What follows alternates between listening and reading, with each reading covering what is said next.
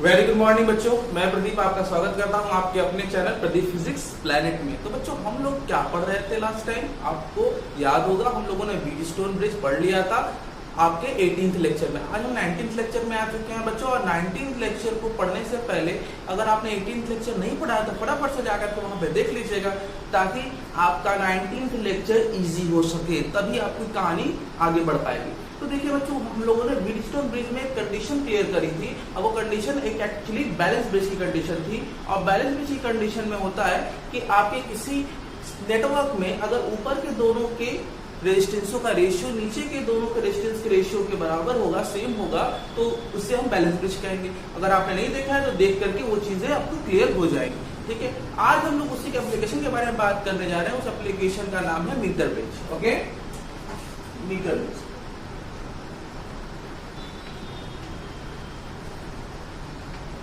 तो metre bridge, इसको metre सेतु कहते हैं। मीटर सेतु क्या है? मीटर सेतु आपके व्हीटस्टोन सेतु के सिद्धांत पर आधारित ही युक्ति है, सिस्टम। ध्यान दीजिएगा बच्चों, जो मैं बोल रहा हूँ उसी को आपको वर्ड्स में लिखना होगा। ठीक है, जो मैं बता रहा हूँ, मीटर सेतु व्हीटस्टोन सिद्धांत के आधार पर, सिद्धांत पर आधारित युक्ति, ठीक है, जिसकी सहायता से हम किसी अज्ञात तार का प्रतिरोध ज्ञात कर सकते हैं। मतलब बेसिक यहाँ पे कॉन्सेप्ट यूज होता है कि हम किसी अज्ञात तार का प्रतिरोध, और केवल इतना ही नहीं, इसका विशिष्ट प्रतिरोध भी इसी मेथड से ज्ञात कर सकते हैं। ये इसका प्रिंसिपल हो गया। अब मैं चलूं इसके कंस्ट्रक्शन पर और देखने की कोशिश करूं कि कैसे काम करता है। ठीक है, तो ये तो बात हो गया। It is based upon the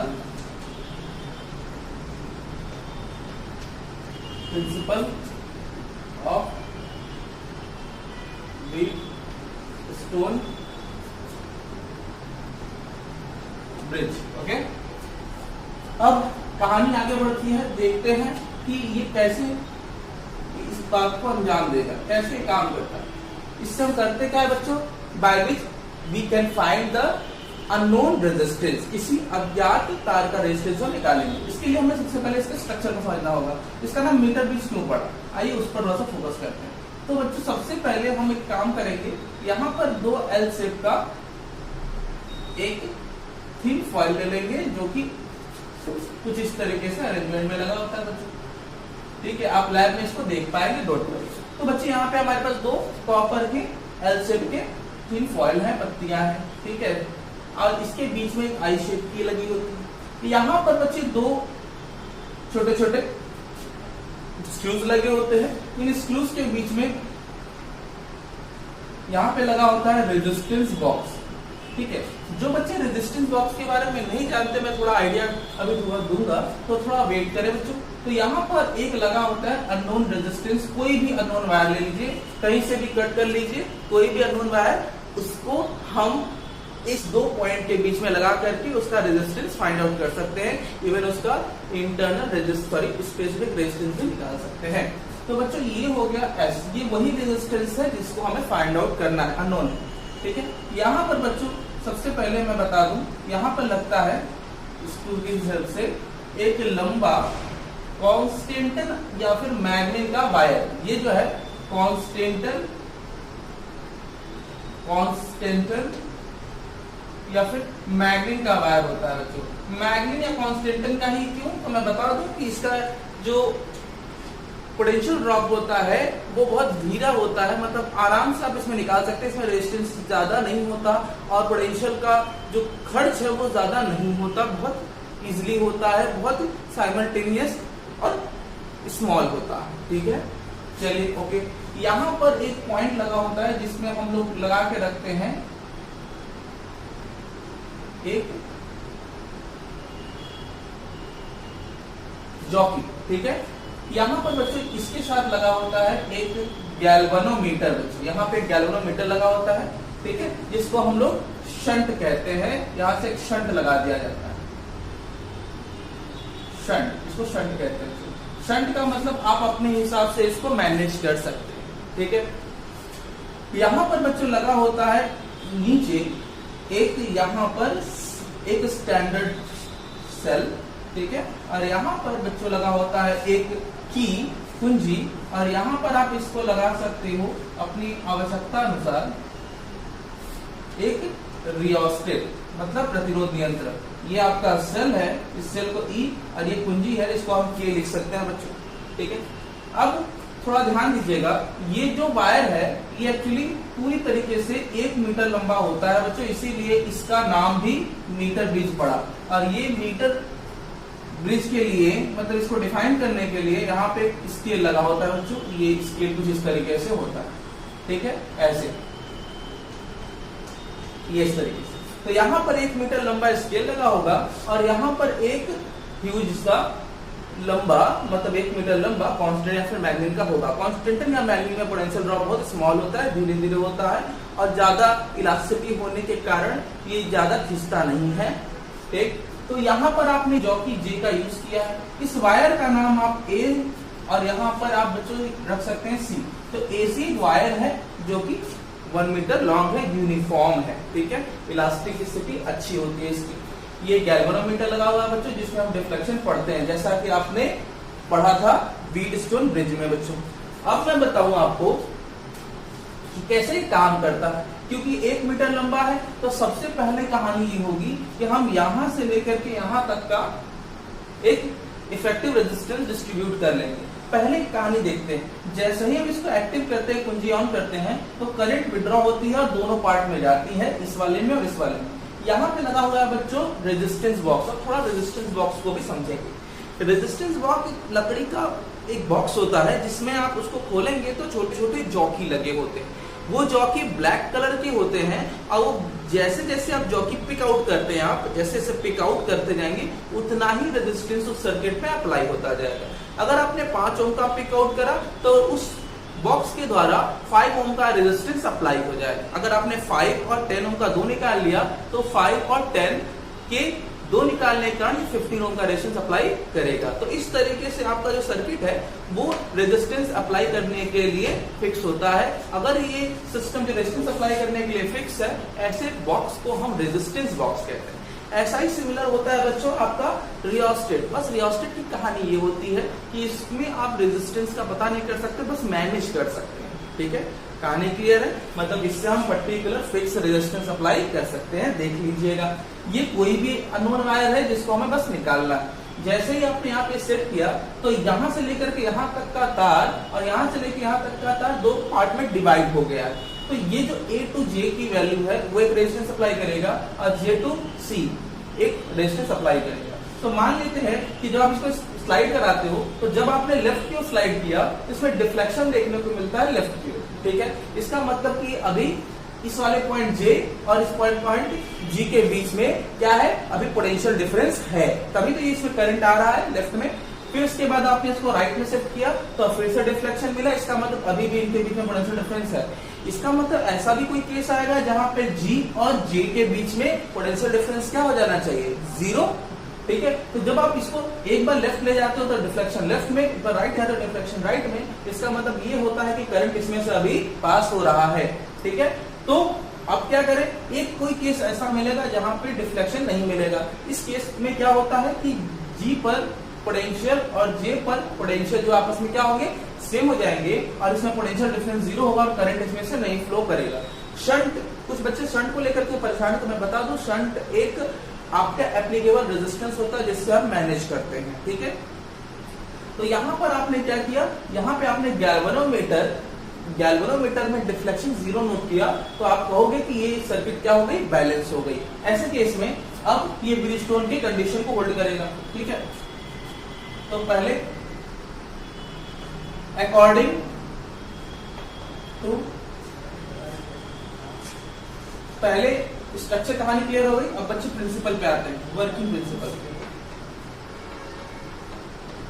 working principle, ये वर्किंग प्रिंसिपल में सबसे पहले मैं बात करूंगा अकॉर्डिंग टू व्हीटस्टोन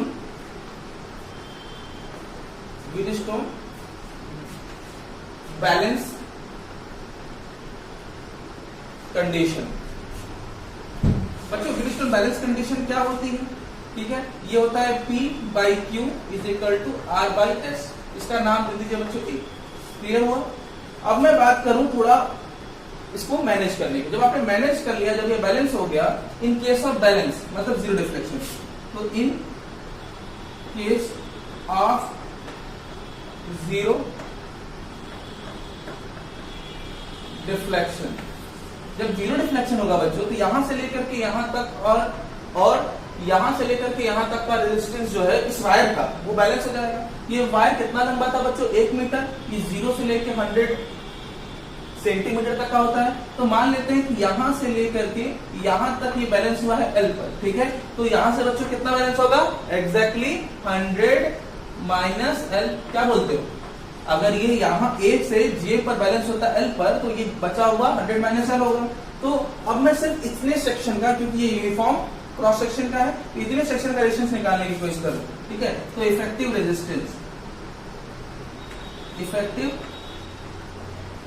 रेजिस्टेंस, ठीक है,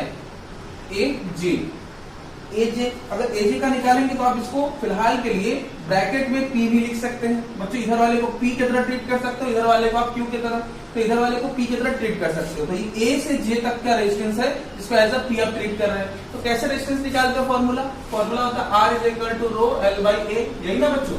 तो यहां से P इज इक्वल टू हो जाएगा रो, जो कि इस वायर का रेजिस्टेंस हो सकता है रो, और L बाई स्मॉल a।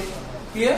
ये स्मॉल a क्या है? इसका क्रॉस सेक्शन एरिया है। सिमिलरली मैं अगर बात करूं यहाँ पे, सिमिलरली अगर मुझे निकालना हो इफेक्टिव रेजिस्टेंस किसका? J टू C का, तो यहाँ पे आप लिख सकते हैं J टू C मतलब JC, और ये आपका यहाँ से यहाँ तक का जो सेक्शन होगा वो किसके तरफ बिहेव करेगा? As a Q। तो यहाँ पर आप इसको लिख सकते हैं एज Q। इसकी स्पेसिफिक रेजिस्टेंस यहां से यहां और यहां से यहां बदल थोड़ी जाएगी, वही रहने वाली है। तो रो ही लिखेंगे आप बच्चों, विशिष्ट प्रतिरोध रो रहेगा। अब लेंथ क्या हो गई है? लेंथ बदल रही है, तो लेंथ क्या होगा? 100 माइनस L, और अपॉन में यहां से यहां तक का क्रॉस सेक्शन भी वही होगा जो यहां से यहां तक का होगा, तो A ही लिख दीजिएगा, ठीक है। अब क्या किया जाए? P की वैल्यू मिल चुकी है यहां से यहां तक, Q की वैल्यू मिल चुकी है यहां से यहां तक का वैल्यू Q ये मिल गया। ये रो क्या है? स्पेसिफिक रेजिस्टेंस है किसका? इस कॉन्स्टेंटन या फिर मैग्नीन के वायर का। अब मुझे बस इसको इस बैलेंस कंडीशन में रख करके S फाइंड आउट कर लेना है, ठीक है। और R को आप पहचान ही रहे हैं, रेजिस्टेंस बॉक्स की वैल्यू है, ठीक है। अब यहाँ पे आप बोल सकते हैं नाउ फ्रॉम इक्वेशन 1, ठीक है। नाउ फ्रॉम इक्वेशन 1 यहाँ पर आपका P की वैल्यू, यहाँ पे आपका P बाई Q की वैल्यू आपको चाहिए होगी, तो P बाई Q की वैल्यू आपको मिल जाएगी L बाई 100 माइनस L, ठीक है। ये हो गया P बाई Q की वैल्यू। एंड अगर आपको आगे चाहिए, एंड यहां से P by Q is equal to R by S apply करना है। अप्लाई करते हैं, इधर का मिटा दिया जाए,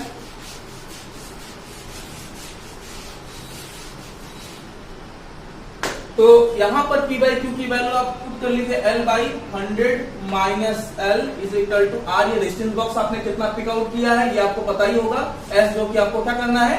फाइंड आउट करना है। तो S इज इक्वल टू हो जाएगा, क्रॉस मल्टीप्लाई कर लीजिएगा 100 minus L upon L into R, ठीक है। R की वैल्यू आपको पता ही होगी, कितने पे आपने बैलेंस किया है ये आपको पता होगा, 10 सेंटीमीटर, 20 सेंटीमीटर, 30 सेंटीमीटर, जो भी आपको यहाँ से पता होगी। ये वाली वैल्यू भी पता चल जाएगी 100 माइनस L करके, तो यहाँ से ये पता चल जाएगी। आप वैल्यू रख करके आराम से S की वैल्यू फाइंड आउट कर सकते हैं, है ना। इसी तरीका आराम से आप किसी भी अननोन रेजिस्टेंस की वैल्यू फाइंड करेंगे।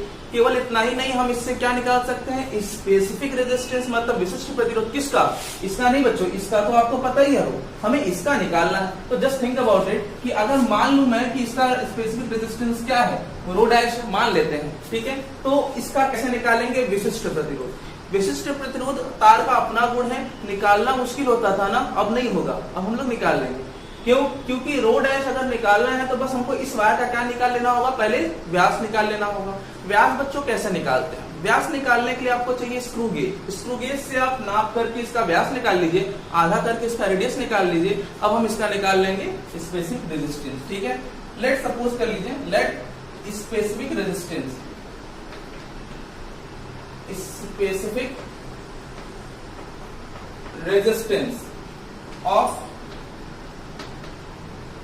अननोन वायर, ठीक है, इज रो डैश। मान लेते हैं कि ये क्या है, रो डैश है, ठीक। ऐसे केस में आपको पता है कि फॉर्मूला होता है R is equal to rho L by A. ये फॉर्मूला रेजिस्टेंस का है, तो R यहां पर रेजिस्टेंस है, तो यहां से आप R की जगह पर S is equal to rho dash L।